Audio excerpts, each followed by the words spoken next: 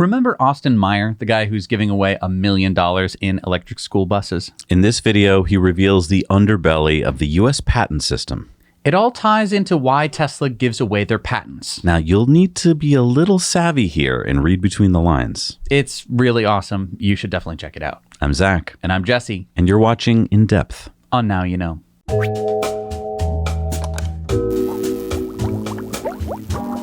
Now, you know that Valentine's Day is just around the corner, right? And we've got you covered. Head on over to the Now You Know Clips channel. We have a super secret romantic surprise idea that you're not going to want to miss. But you didn't hear it from me. Link down below. And speaking of Valentine's Day, a Henson shaver would make a great gift. For him or her. Head on over to hensonshaving.com and remember to use the code NOWYOUKNOW to get 100 blades for free at checkout. We want to thank Surfshark VPN for sponsoring this video. Now, I know you're wondering why we're talking about a virtual private network company here on Now You Know, a channel about EVs and renewable energy. But that's kind of the point. Right, because you're watching us on a computer. Right, whether it's a smartphone or a laptop or a desktop computer, you're on a computer, which is on the internet right now.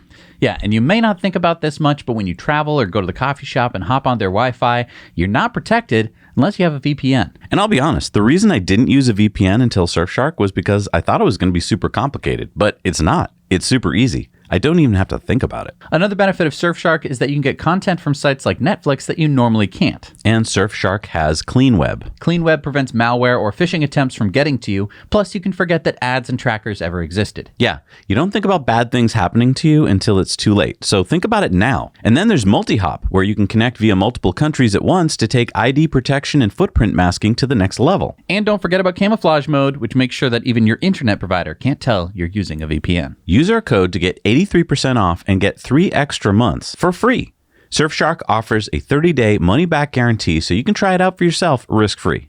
Go check it out. The link is in the description below. All right, so today we're interviewing Austin Meyer, but he's not going to be talking about giving away more electric buses. He's going to be letting you in on a problem that happened to him. Austin got sued for patent infringement, and he didn't just whine about it to us. He made a full-length feature documentary called The Patent Scam, which we urge you to watch. We'll put the link down below. Now, I had heard about patent trolls, but I didn't understand how they operated until I watched Austin's amazing documentary. You're about to hear firsthand how broken our U.S. patent system is, from a guy who spent millions of dollars fighting a bogus patent lawsuit himself.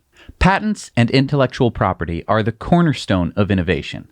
Or at least, I thought they were. If you have a broken patent system, how can we expect companies like Tesla to innovate? All right, well, I'm so lucky today to have with us Austin Meyer. Now, you may remember Austin because he did that incredible thing where he gave $1 million away in electric school buses. But we're not here today to talk to him about that. We're actually here to talk to him about something completely different. So when I was doing a little research on Austin before about the electric school buses, I went to his website and I saw that he was in this movie called The Patent Scam. And I thought, oh, he's got like a little bit part that he does in the patent scam. Maybe I'll put that on my to-do list, my watch list. And then I looked at IMDb and it said that it gets 7.5 stars. If you know anything about IMDb, you know that 7.5 stars is almost impossible to get on IMDb. So I was like, this must be really good. So I bumped it up to the top of my list, watched the movie, and my head fell off. And I think I called you soon after that. And then you watched the movie. And yeah, because the one thing that you haven't mentioned was that Austin Meyer was not just a small actor in the movie or a small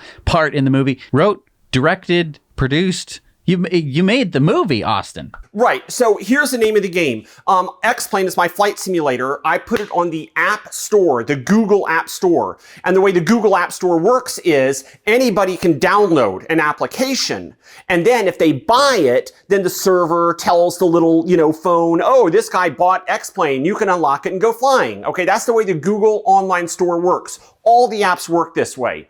Well, someone called a patent troll, which is someone that writes patents that describe vague general ideas, then sue people that execute on that idea.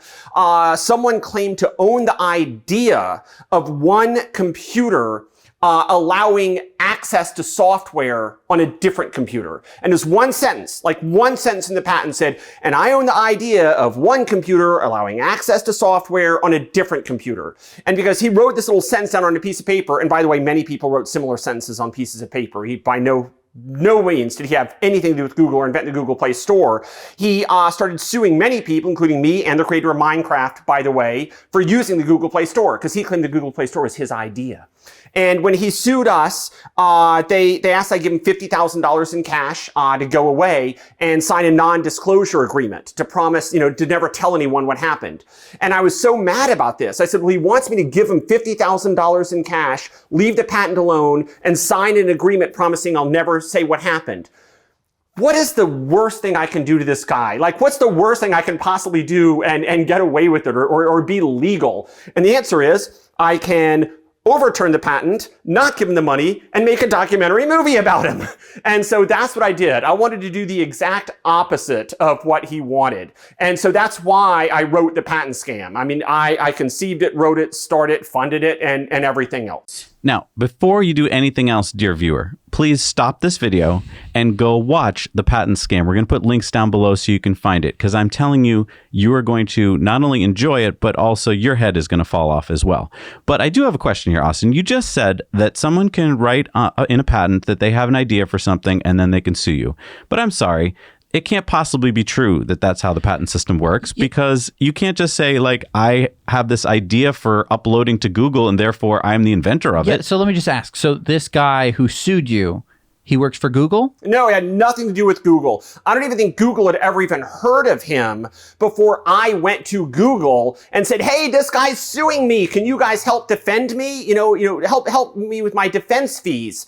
And Google was like, we don't really help with defense fees. We can't really be involved in this. Thanks anyway. So they had never heard of him and had no part in this lawsuit. Wait, so, okay. So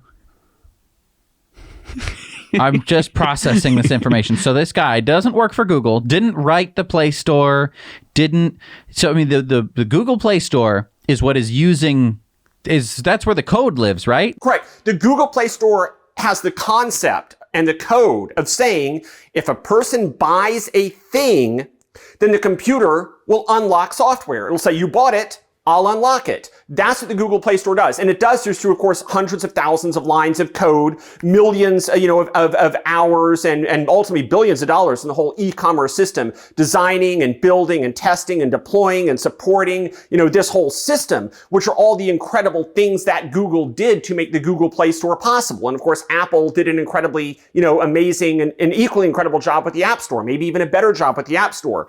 What the patent troll does is he writes down a sentence saying a computer unlocking software on another computer.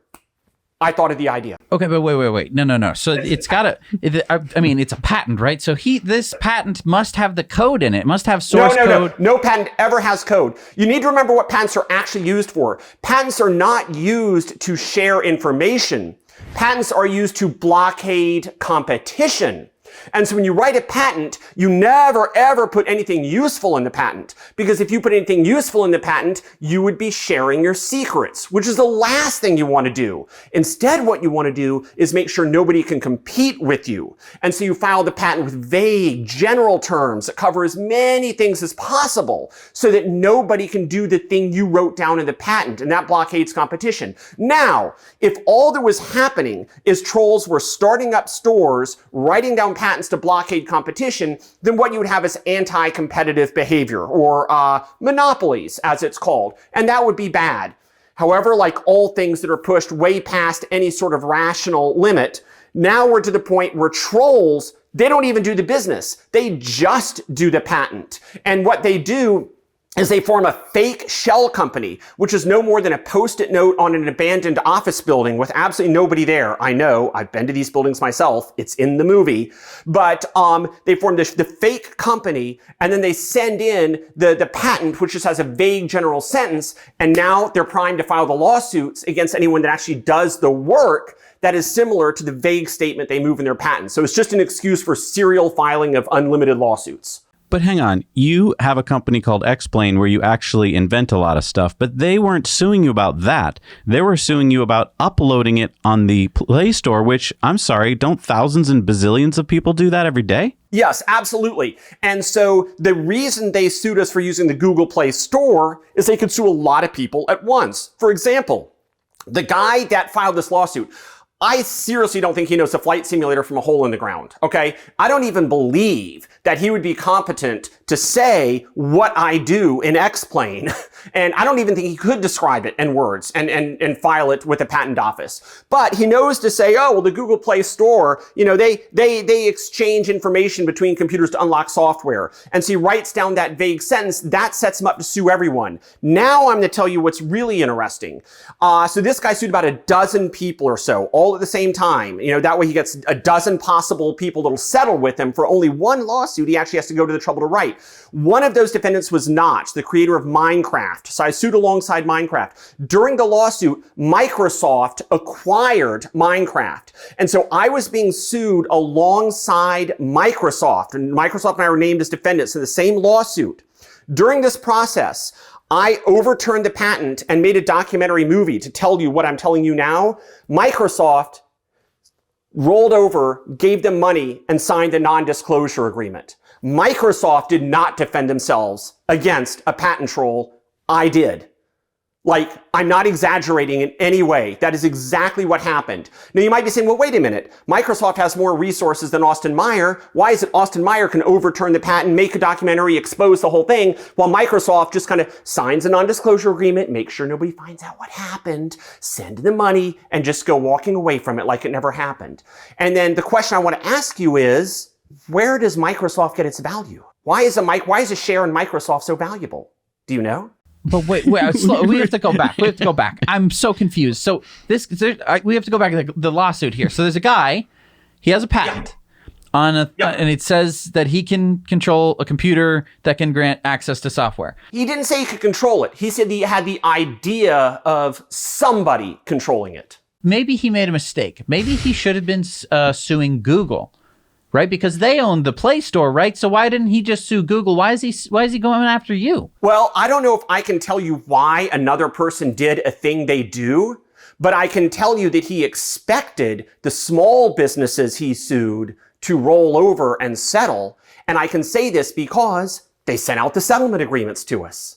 He sued smaller businesses. Now, let me tell you, the cost to defend a patent troll lawsuit all the way through trial is $3 million. That's not a slip of the tongue or a factual error. It takes $3 million to defend yourself against a patent infringement lawsuit. And the patent, again, that was used against me was like one sentence. It was a computer accessing data on another computer to unlock software. Like, I'm not paraphrasing it. That's like basically exactly what it was. One sentence. And it's $3 million, and it normally runs about 3 to 5 years to defend against these types of lawsuits. For this reason, almost everyone settles. And so patent trolls historically, they sue a lot of small businesses that are not going to be able to defend themselves, and they rack up the settlements. Then once they rack up those settlements from the small businesses, then they go big game hunting. Now they go after the big companies, and they say, now I'm up in the hundreds of millions of dollars of damages because you stole my idea, and my idea has already been proven valid. We already know it's valid because look at the small guys that decided to pay their licensing fees. And since the small businesses paid their licensing fees, now it's time for Apple, Google, and Microsoft to pay up. They often go after the small guys first to build credibility, and then they go big game hunting after that. They're suing for patent infringement because they called you up and they said, Austin, you're infringing on my patent, and you should pay me a licensing. No, they never call you. When you're sued by a patent troll, you don't actually know who's suing you. They never call you, and they never communicate with you. You only receive the lawsuit, and your only point of communication is a lawyer. So I was that represents them. So I was working at a trade show in Wisconsin selling X-Plane. My cell phone rings, and it's a lawyer saying, hey, I noticed you've been sued for patent infringement. Maybe you'd like to hire me to represent you in this lawsuit. And my statement was, I've never filed a patent. I've never defended a patent. I've never looked at a patent. I can't be sued for patent infringement. You got the wrong guy. And he said, nope, I don't have the wrong guy. Don't worry, you'll be getting the summons soon enough. And then sure enough, I get home from the trade show, still getting caught up in sleep. Someone's banging on the door at 5 a.m. and it's a cop delivering the summons. So you said that they call you up. I wish they would call me up. No, personal communication is never possible. You find out you're sued when the summons show up and the lawyers start knocking on your door. Okay, so there's a summons, and because there's a suit, they're going to sue you. They are suing me at this point. By the time you heard about it, the suit's already been filed. Okay, so they're suing you in court, which means that there's a court, and that means that there's a judge, and we have perfect. This seems like it gets resolved there, right? Because we have a judicial system in this country. There are judges. They are supposed to be judges, which are like reasonable you should have people. called me, Austin, because I'm not even a lawyer, and I know that all you had to do was file like, I forget what it's called, but like a dismissal. Yeah, dismissal. Like motion to dismiss. There you go. And then a judge looks at it and goes, "Oh yeah, this is ridiculous," and he throws it out. Why didn't you do that? That's how the judicial system works, Austin. Well, you must have gone through the wrong process. You must have talked to the wrong lawyers. In the Eastern District of Texas, which is where all of these lawsuits were filed at the time, and it's spread out a bit more now. At the time, as the Eastern District of Texas, the judges are the fathers of the patent attorneys. So Judge Leonard Davis, as I seem to recall of his name, and or like Bo Davis and Leonard Johnson, something like that. I don't even remember their names anymore. But the judges were the fathers of the patent attorneys. And each judge heard the other judge's son in court to avoid a perceived conflict of interest. And so as long as the lawsuits were brought into the Eastern District of Texas, the money was flowing into the families of the judges. And I should point out that in these lawsuits, like no defendant and no actual plaintiff was ever from the Eastern District of Texas. It was always a post office box or an abandoned office building in the Eastern District of Texas. The actual plaintiff in my case was in Australia. And typically they're in New York and Florida and California. And they use these abandoned office buildings in Texas to establish venue. And the judges have allowed venue transfer to where the plaintiffs are actually located or where the defendants are actually located 0 times. The judges would not throw out the case. And even if all the defendants were in California, they would not allow the lawsuit to move to California. Once you were sued in the Eastern District of Texas, the judges were the fathers of the lawyers. The venue transfers out were always denied, and the summary dismissals were never granted. This happened historically. I'm not predicting the future based on ire or annoyance. I'm recording, or I'm recounting historical occurrences. Well, speaking of historical, you must be talking about the 1800s or something. Like, how could this happen in this century? This was just a pilot for your HBO show about this fictional thing that you're talking about. This can't possibly be real. You're saying Eastern District of Texas. We're talking Dallas? No, one of the characteristics of this venue is there's no major airports there. It is the perfect place where it's almost impossible to defend yourself. It's kind of near Louisiana. It's Eastern District of Texas. It's far, many, many hours by car away from any major airport. And so once you're sued there, it's almost impossible to defend yourself. You wind up having to hire lawyers that are possibly the sons of the judges to defend you. And turns out they're actually not that cheap. And you have to find a way to get to these little kind of perverted little towns of Mayberry in the middle of nowhere with tumbleweeds blowing through. You couldn't even get there to a major airport. I mean, literally the fact that I had a small little one propeller airplane that lets me go anywhere is literally one of the only ways I could get to this place. I mean, if you're watching this now and you're like, this sounds insane, you have to stop, like I said, and watch the movie, because you will see Austin fly there and you will see what happens. And it's so important to the story to understand the whole story. We're acting like this is crazy because we have already seen the movie. And I have seen the movie and I still think it's freaking crazy. Okay, wait. So let me just... But the other thing is, you're not the only one this happened to. Like, in the movie, we see a whole bunch of other very intelligent business people who started businesses who got sued, and basically this could have put them out of business. And in some cases it did. Now, some of these people are under non-disclosure agreement. But in some cases, I was able to find out what happened, even so. And some people actually were put out of business, but they weren't allowed to say that they were put out of business. But you'll see that not all of these, the people in the movie have businesses right now. Some of them were forced to fold up. And you know, it's like your electric school bus video. You talk about IQ being lowered, like it's a clinical thing. It's not a clinical thing. It's a fundamental terror to our culture that we would drown ourselves in pollution and lower IQ. And we talk about, a business being shut down by a patent trolling lawsuit. That's another clinical description. It doesn't do justice to what's really happening. What's really happening is someone's empowerment and freedom and creativity and productivity is being ripped out from under them with what I would call an extortion that we're not allowed to call an extortion, because anybody's allowed to file a lawsuit in America. But this goes back to patents, and I guess my misunderstanding of them. I thought there was a patent clerk who, when you filed your patent, didn't just stamp it, also had to look to see if it made any sense, common sense. Like, for instance, there was a patent that came up in your movie, which is, I think someone patented swinging sideways on a swing. And that doesn't make any sense. Like, common sense would say you can't patent that, but it got patented. I mean, aren't there some principles for a patent? It has to be unique, novel. It right? has to be useful. It has to be not obvious. Some of these that you talk about in your movie are like all of the things, right. like the opposite of everything. Didn't I see a patent in your movie of a stick for a dog? To fetch? To fetch? Like, that's... What the So here's what happens. Everything Jesse said about a patent being unique and new and non-obvious, that's probably all written down somewhere. It has nothing to do with what actually happens. Let me tell you what actually happens, okay? Whenever you file a patent, the patent examiner gets this patent, and he is supposed to tell you whether anyone has ever invented anything like this before. When he gets a patent for, say, hey, let's use my case. No, let's use the swing on a swing sideways case. He gets a patent for swinging on a swing sideways. What he actually has to do, or what he actually does to determine whether or not the patent is valid, is see whether that thing has ever been patented before. Okay? So let me back out just a little bit more. They're supposed to be able to tell you whether an idea is new. The only way they have to decide if an idea is new is to see if it has been patented before. If it has not been patented before, they say it must not have been thought of before.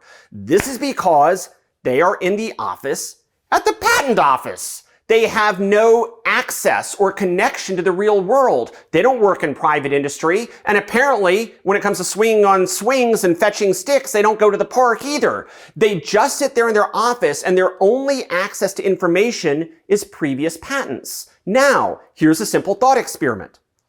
If a patent comes into the office and it has never been patented before, and the test for whether or not something has ever been thought of before is whether they can find a patent that describes it, is everything in the world going to be patented? Okay, so I get that someone one day might have gotten this bright idea to patent these crazy things and go after people. But in your movie, I learned that there's a company on the NASDAQ, like a big, giant corporation that buys up these bogus patents and then goes and sues people like you. And that is their business model. The Marathon Patent Group, I don't know if they're still in business. Maybe they've been finally shut down. But yeah, the Marathon Patent Group would do that. I think they call themselves Marathon to make sure that everybody they sue knows they're not going to stop, they're not going to give up, and you just better settle, because otherwise they're in it for the long haul. So yes, people will buy up these patents. They call themselves intellectual property firms or intellectual property accretion firms or something like that. But they buy up patents and then use the patents to sue people. Now here's where it really gets kind of annoying. University of Southern California, for example, the university puts out the patents. Well, once they got the patents, then the shareholders or the board or whoever does start saying, we need to get some money from these patents. What do we do? And someone comes along and says, I can monetize your patent. And then the troll buys a patent from the University of California and then starts using it to file lawsuits against people, including, of course, graduates from UCSD. So patents are often, not always, but they're often created in good faith, but then acquired by a troll and then used as ammunition later. But increasingly, though, today, patents, they're not even created in good faith. They are created to blockade competition initially, and now they're created to be used by patent trolls. And here's how you can tell. In the patent that was used to sue me, it had this sentence about a computer accessing another computer to unlock, information, unlock a piece of software. I overturned the patent, okay, over the course of about 5 years, and it was a joint defense group. There were like 7 of us still in. We spent, I don't know, north of maybe $1.5 million or something like that. And we overturned this one sentence. And the patent troll's response was, oh, sure, you overturned claim 7. But now we think you've infringed on claim 117 and 35. And I'm like, what? And I go look at the patent. They had said almost exactly the same thing 135 times. It was a computer accessing another computer to unlock software. Next claim, a computer unlocking software by accessing another computer. Next claim, multi-computers talking to each other, unlocking software. They just phrased this, they said the same thing 135 times or so. And that way, it's like designing a battleship that can't be sunk, right? How do you design a battleship that can't be sunk? You make it compartmentalized, so you take out any one compartment and it doesn't sink the whole ship.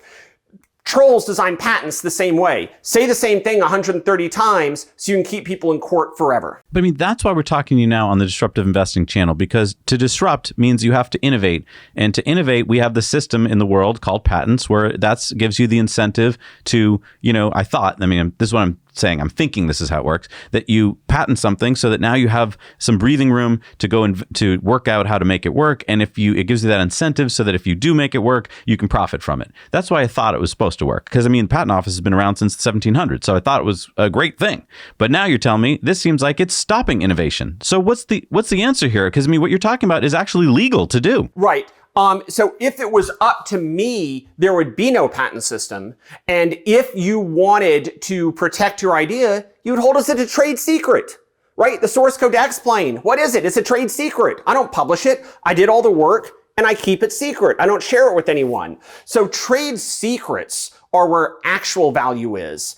Patents are what we use to blockade competition. Let's look at Apple Computer, okay? Apple Computer, do they publish their source code? Do they put the source code of the operating system, out into the world where anybody can use it so everybody can make better operating systems in the future? No way. It's a secret. Apple's never going to share their source code. It's a trade secret. They never share it. However, Apple files patents constantly. They're constantly filing patents. A recent patent they filed was for a paper bag. Now, you might not believe me. Google it. Apple files patent for paper bag. They actually did it. And it's only one of countless patents. And when you start looking at Apple's patents, they're all the same thing. It's always something like a phone that, prevents itself from breaking when it falls, or a bag that's made from recycled material. It's just all these vague ideas that aren't really new ideas at all. But the actual value of Apple Computer, which is the source code and the operating system, they keep all that secret. They don't share it. And so the patent system is not being used to further inventiveness. The patent system is being used to make sure they can stop anyone from competing with them at any time. So is this just a problem? Is it that the patent office as a concept is outdated? Was it that it was, because it's hard to keep a steam engine a trade secret because you're going to be strapping it to the outside of a train or something like that. And so if I, Jeremiah steam engine, invented the steam engine and I wanted to protect my intellectual property of inventing that physical thing that I am making and producing and selling to the the railroad company, that would be, I would need some kind of protection for something that I can't keep secret myself. So I can understand where a patent might come into play there. But when we're talking about like computer code, you were saying that patents don't ever contain any computer code. So there's no, it will remain trade secret unless you get access to the source code. Right, unless you hack somebody. So as we move into today's world, a tremendous fraction of the productivity we do is based on computer code, algorithms, social credit, identity, reputation, crowdsourcing. These are the things that are driving innovation. The steam engine's been done. And so what patents are so commonly doing is claiming to own a vague general idea and then suing anyone that acts on that vague general idea. And specifically with software patents, let me answer your question a little more specifically. With software patents, people file a patent claiming to own the idea embodied by some computer software. But how easy is it to have an idea that a computer should unlock software compared to actually doing it? Where's the real value? I have an idea. You guys should do a mission to Mars. There we go. I had the idea. And if you do it, you're going to be hearing from my lawyer because I'm the one that thought of it. How does that sound to you? That is exactly how it sounds to me and other computer programmers when people file software patents. They claim to have an idea to do a thing, but they don't actually do it. They just sue the person that did do it. And that way they get to share in the profits. And I think each person has to decide for themselves how to interpret that statement. Now, I've been hearing about patent trolling for years. I didn't really fully understand it until your movie. And then I started to question, why haven't I understood it? Why hasn't there been more media coverage of this? And my only thought was, it's a pretty complicated issue. You did a fantastic job in the movie of breaking it down so I could understand it as a layperson. But is that why we haven't heard more about this in the media? It's not because it's too complicated. It isn't that complicated. So I'm going to hypothesize that the conservative media and the liberal media, they each have decided who's the good guy and who's the bad guy. And you decide for yourself who that is. You decide who Fox News says is the good guy and who Fox News says is the bad guy. You decide for yourself who CNN says is the good guy and who CNN says is the bad guy. The conservative and the liberal media, they've each got their idea of the person they want to glorify and the person they want to vilify. Well, here's my question.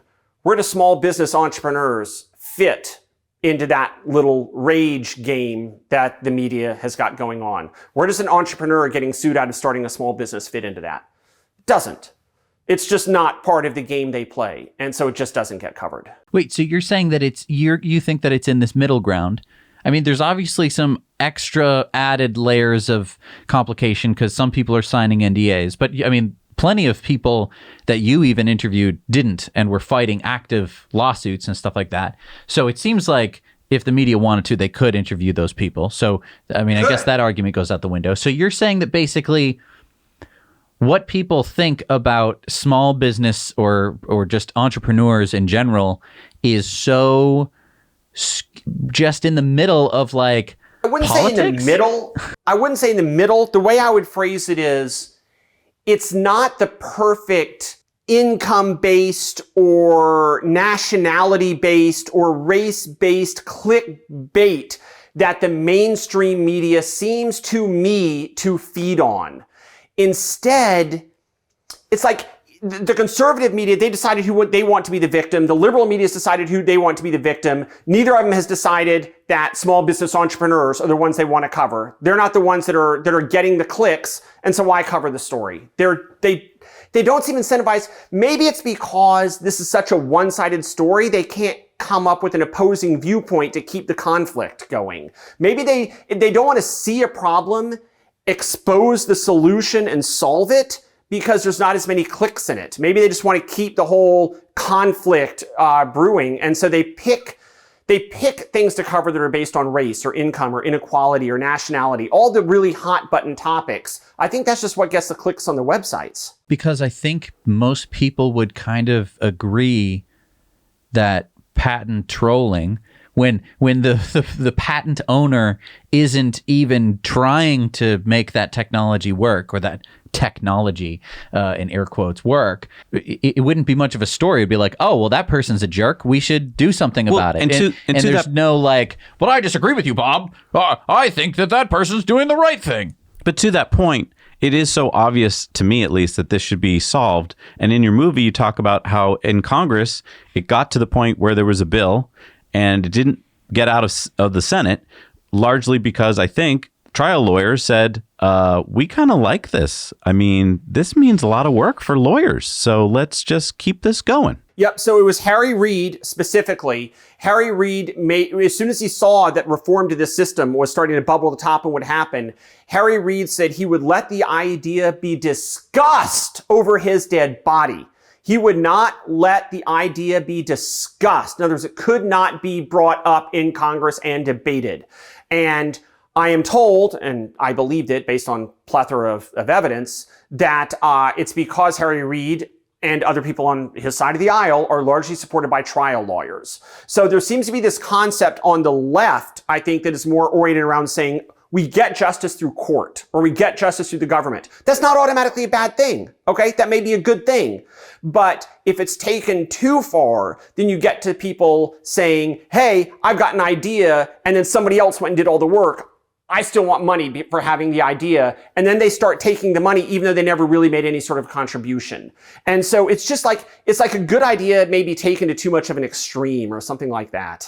Can I go back to when these patent trolls come at you, it's like an episode of The Sopranos to me. It's like where, Tony Soprano says, hey, you're going to pay me some money so we don't have an accident here. And then if you pay him the money, there's no incentive for him to stop asking for money. And so, as you pointed out in the movie, if you give in and you say, fine, I'll sign the NDA, here's your check, they can just keep coming at you. And in fact, some people you interviewed, they did keep coming after them. Right. So companies that would settle with the trolls and give them money, what they found out is that once they issued the settlement, 5 more trolls would come knocking.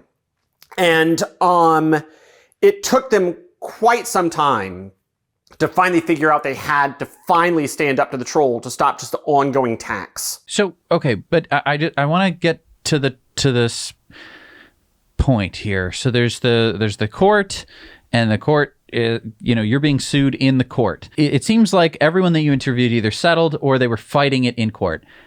What if you just did nothing? I mean, what if you just said, this is a scam. I'm not gonna bow down to you in court. Any reasonable person who isn't corrupt should throw this out. Go to hell. Why doesn't anyone say that? People post that as the comments on my YouTube videos about patent trolling constantly. They all say the same thing.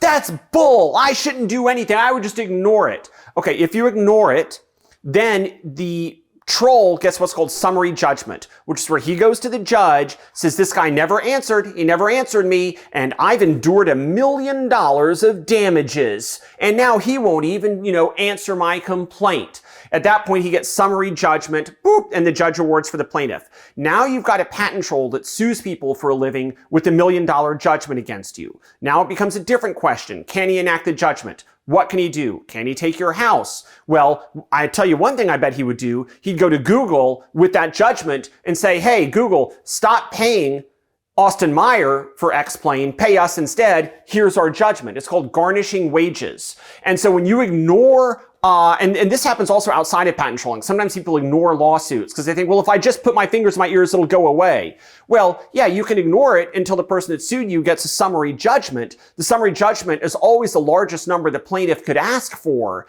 And now they're going to start garnishing your wages and repossessing whatever you have. So the putting your fingers in your ears doesn't work if you have anything in your life that has financial value. And all these people do because they were targeted. That's why they were targeted. They were targeted because they have enough money to be a juicy target, but probably not enough money to defend themselves. So, I mean, couldn't you appeal the judgment? Couldn't you have just not fought and then appeal the judgment and say this was based on fraudulent? This is bull? Now we're starting to ask the question, does the appeal happen in the Eastern District of Texas? And can you appeal a case because you never bothered to defend against it? Those are two pretty shaky arguments. I wouldn't want to bet my business on those. So please tell me at this point of the interview that something's getting better. I gotta believe this is America. I gotta believe that something's getting better. I have 2 solutions already. Oh, Jesse solved it. Austin, I want to run these by you. Okay.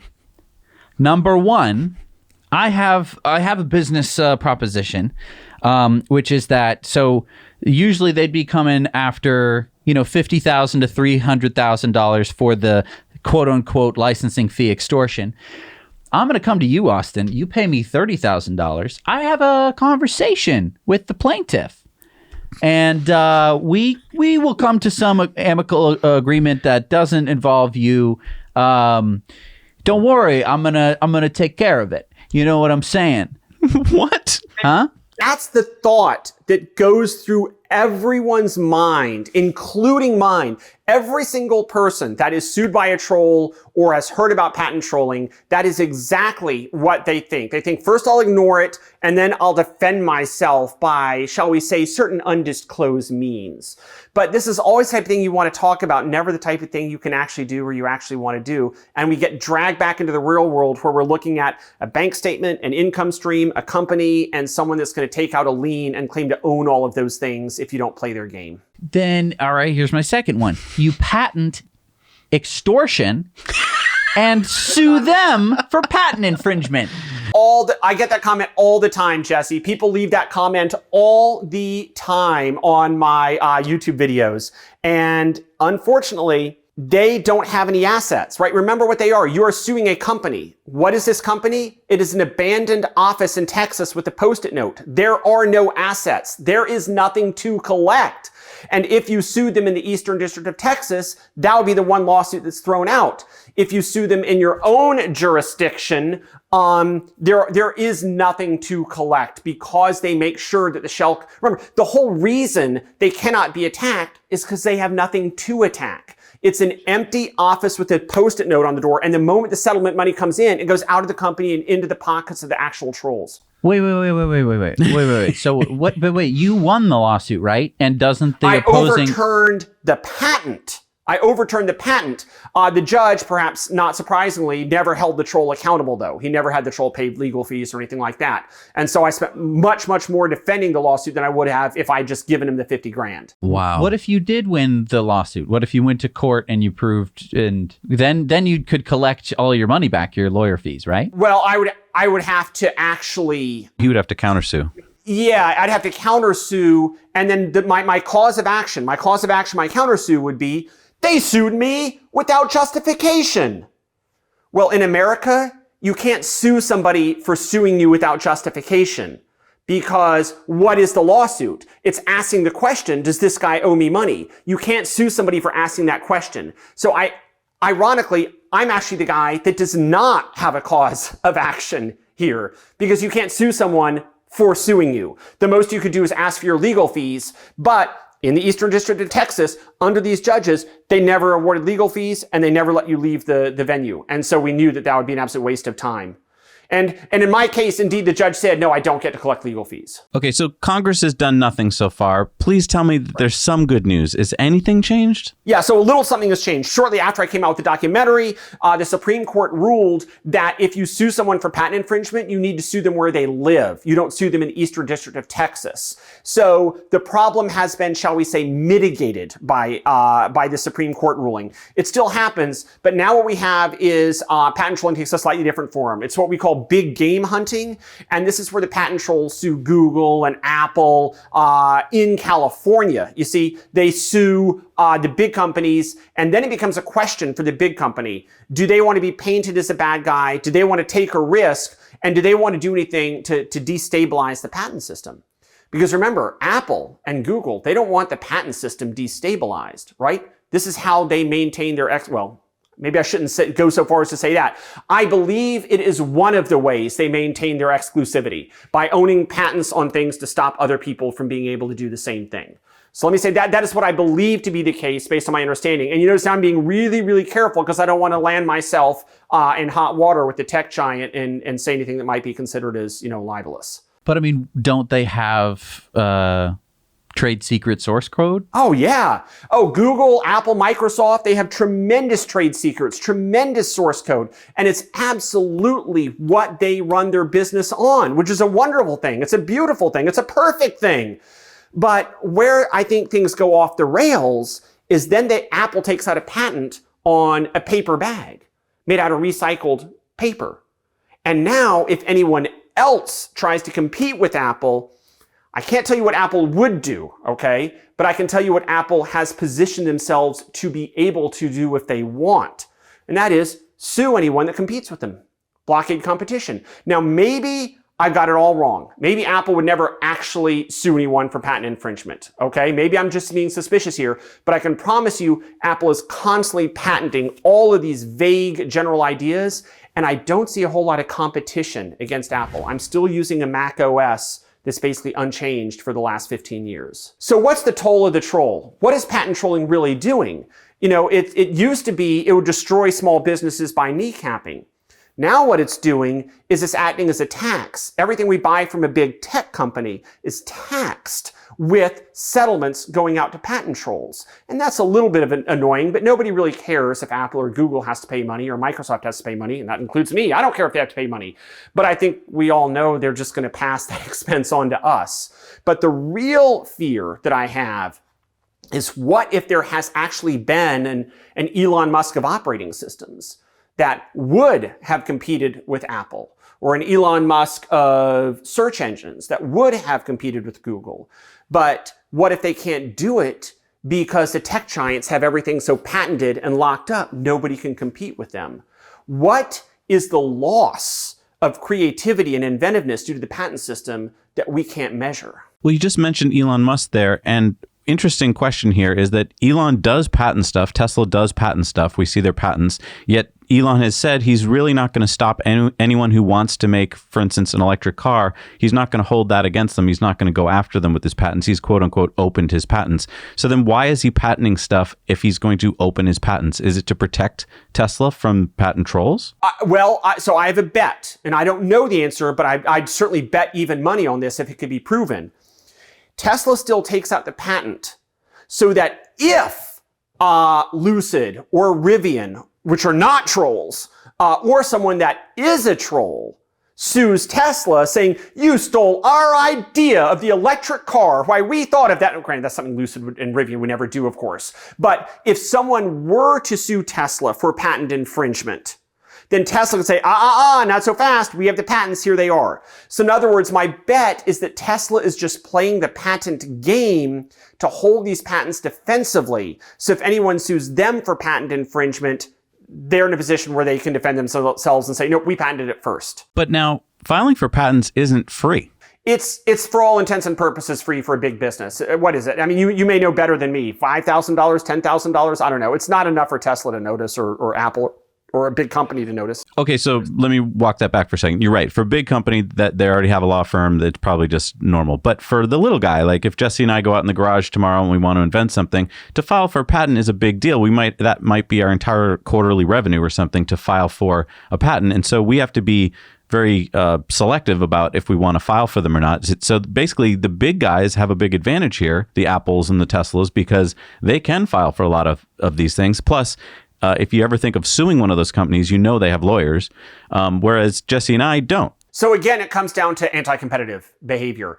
Patents are used, a patent is technically, and I'm speaking clinically here, a patent is a government-granted monopoly. Okay? Once the government hands you a patent, you have a monopoly on that idea. You can stop anyone from doing that thing that's written down on that piece of paper.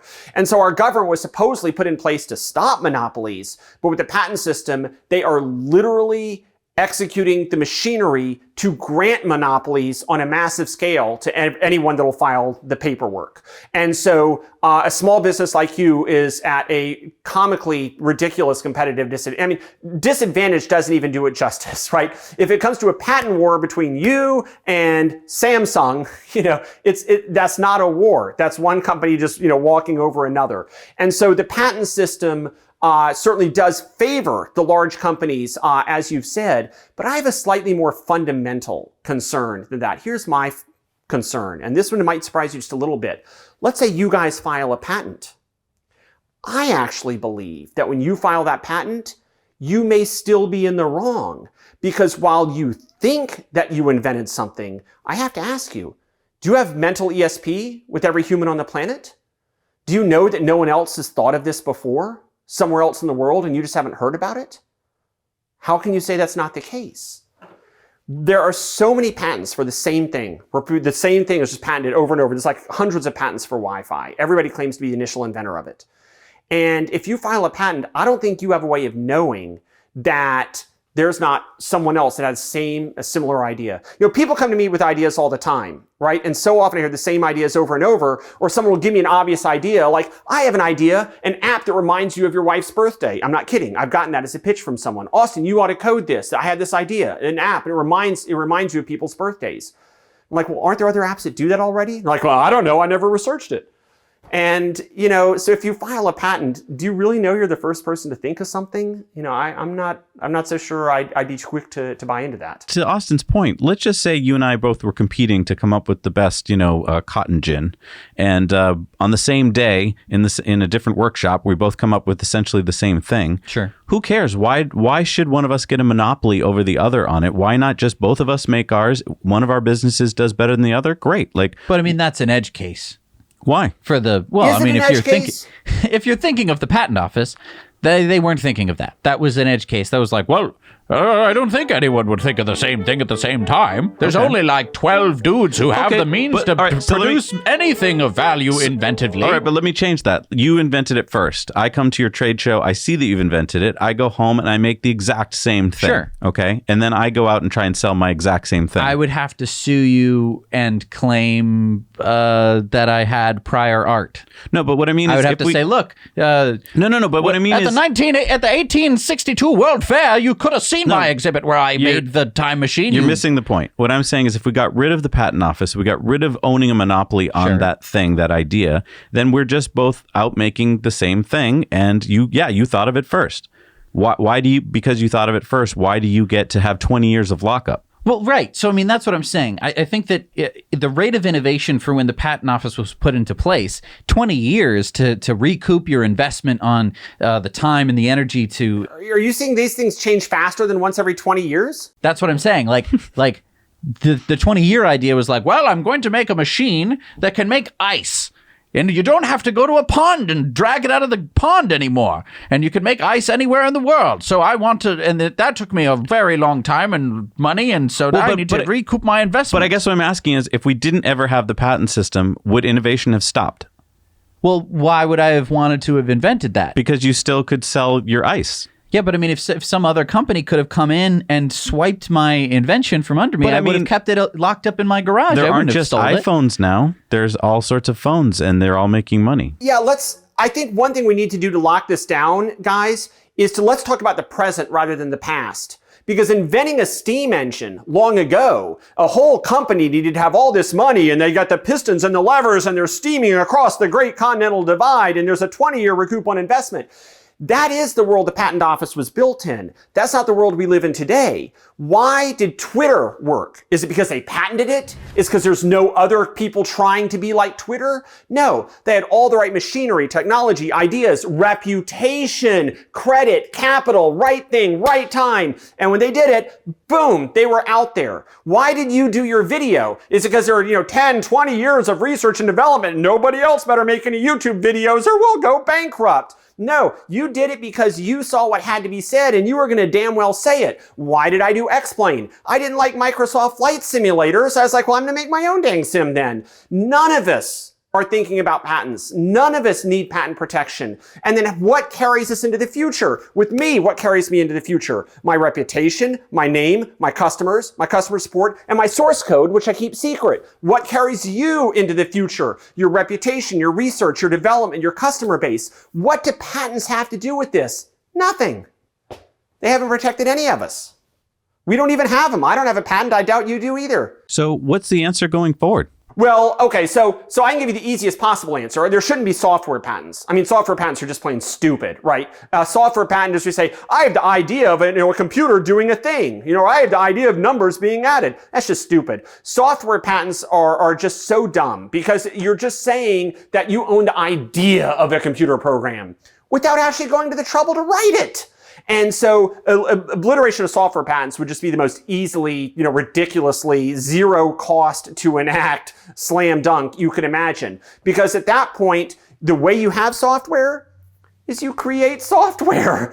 And the way you make money from it is by getting it to customers. So obliteration of software patents wouldn't cost a penny and would do a huge amount to solve the problem. If up to me, there would be no patent system at all. What we would do is keep our ideas secret and make our money based on quality of customer service and quality of deliverable and, tech support and all the things that so many people do badly. It's frankly easy to do better. This reminds me of music publishing. I mean, I'm a music publisher and I live in this world and we all live in this world, right? Where if I sing 5 notes right now, my video gets taken down.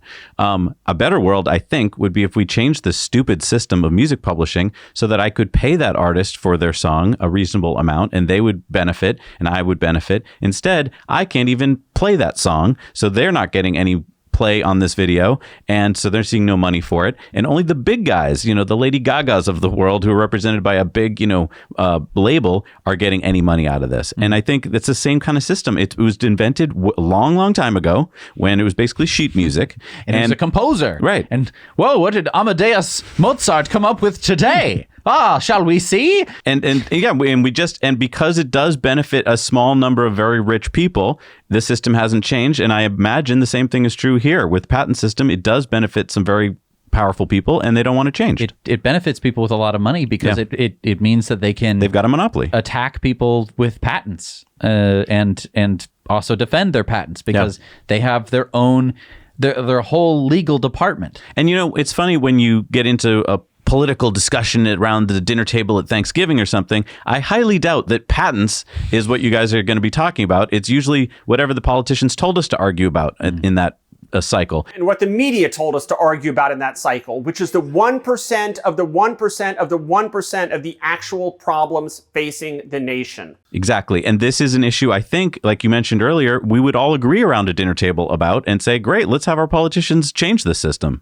But we're not talking about it. And that's why I wanted to talk to you today. And that's why your movie is so dang important. So again, if you haven't yet, stop watching, go watch The Patent Scam. It is so important that you do so that you understand what has happened in the world and what is happening. It was fun to make. I kind of enjoyed making it. I can see why. You got to fly all over the country. You got to find this den of scum and villainy. I can't believe that you have some balls, oh dude. My God. I thought that you were going to turn around at one point in the video and there was just going to be a cowboy with a gun. And he's going to shoot you dead on this street.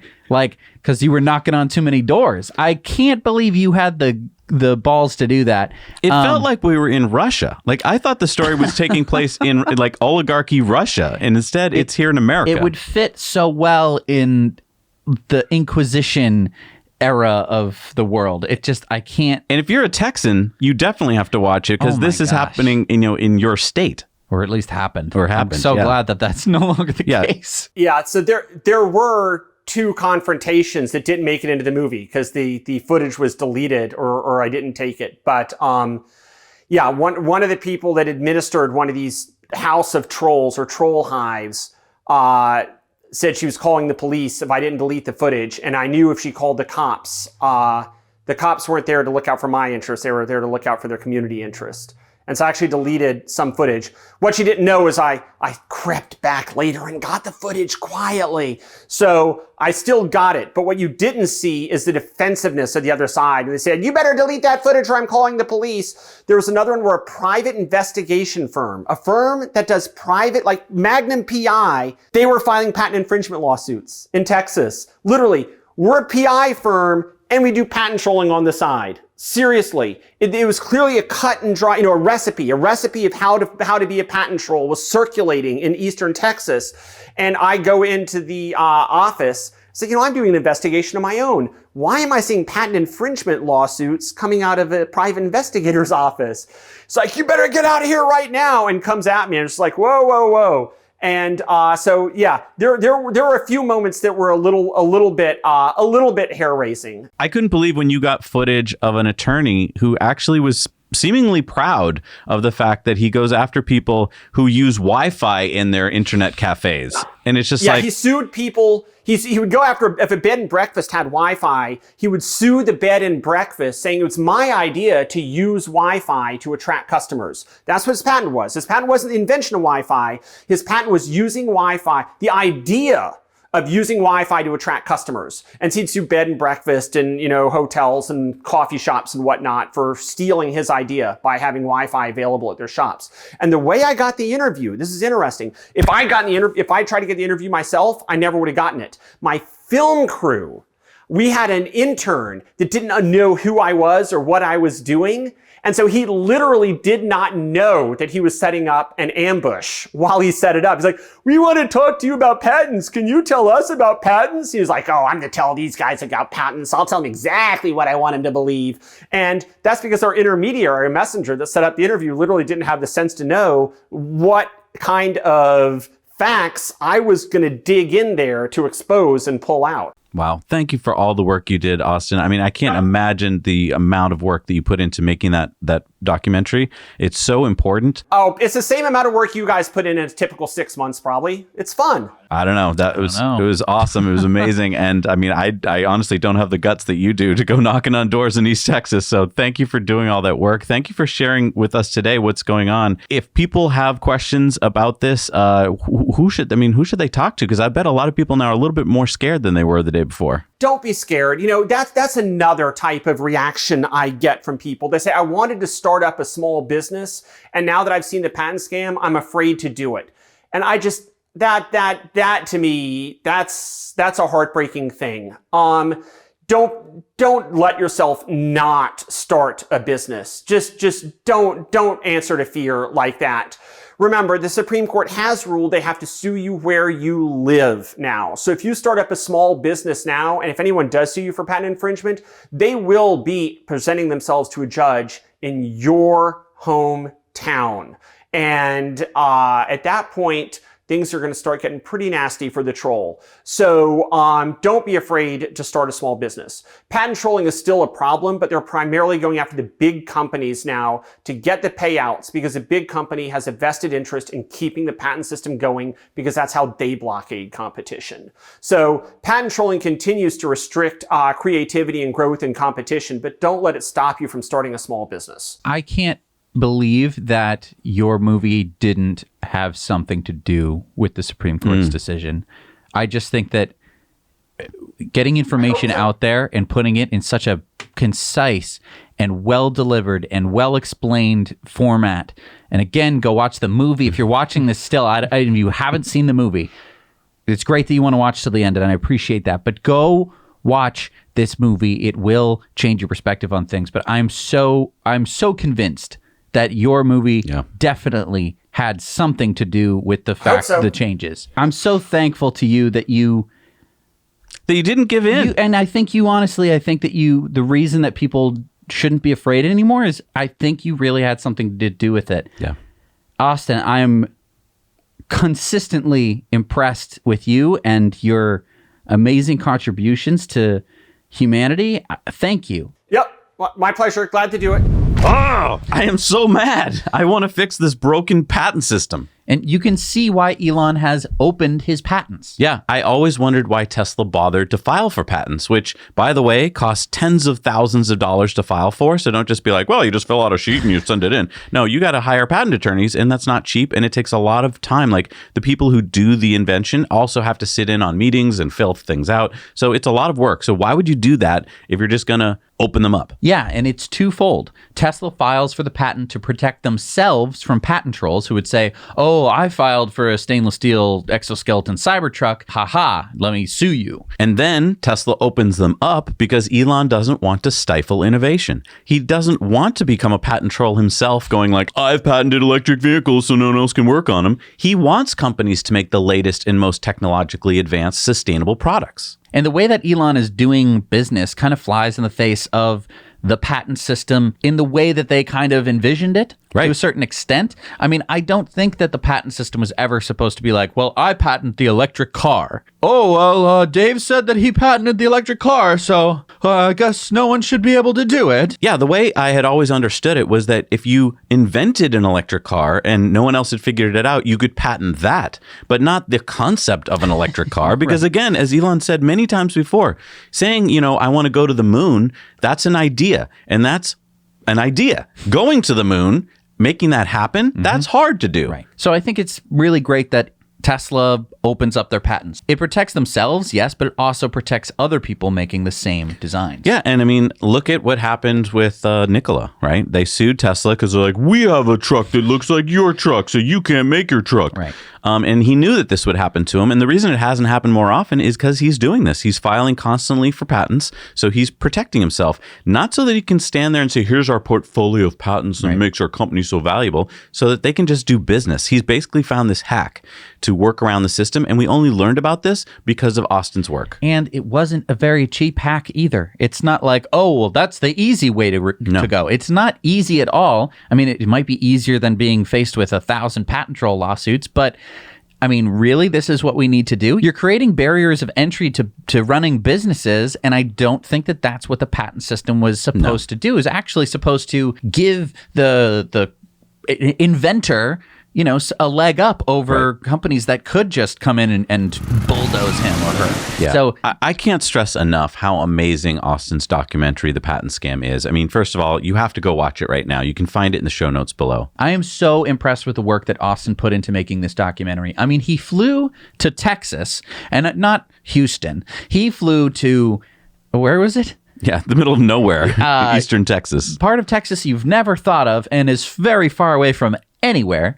And he confronted the very people who were doing the awful patent scams. Yeah. I mean, it took some real guts to do what he did. And I think his work actually helped make the change. I mean, as we discussed in the interview, the Supreme Court ruled that you can no longer do what happened to Austin. You can't file a lawsuit in the Eastern District of Texas and then make the defendants go to the Eastern District of Texas to defend themselves there. Right. And so, yeah, I think that whether in whole or in part, Austin's documentary made an impact. And I think that it's really important to show that someone can make a difference like that. And I'm just so thankful to Austin that he spent the time, the money, the resources, the effort to make not just a YouTube video, not just a movie, not just a video where he's sitting down and explaining it. He made an entertaining, feature-length documentary. If you can, applaud him in the comments down below. Yeah, give him some love down there. Please, because what an awesome guy. Because I just want to remind you, this is the same guy who put up $1 million of his own money to buy 4 electric school buses and then give them away in his home state. Yeah. And you know that that's going to make a difference. You know that the parents of the students who get on that bus are going to be gloating to those other parents who their kids are getting on the diesel buses, and they're going to go, why are my children getting on such dirty buses? Yeah, if you haven't seen that interview, go check it out here. Anyway, thank you so much for watching. We're going to see you next week. Now you know.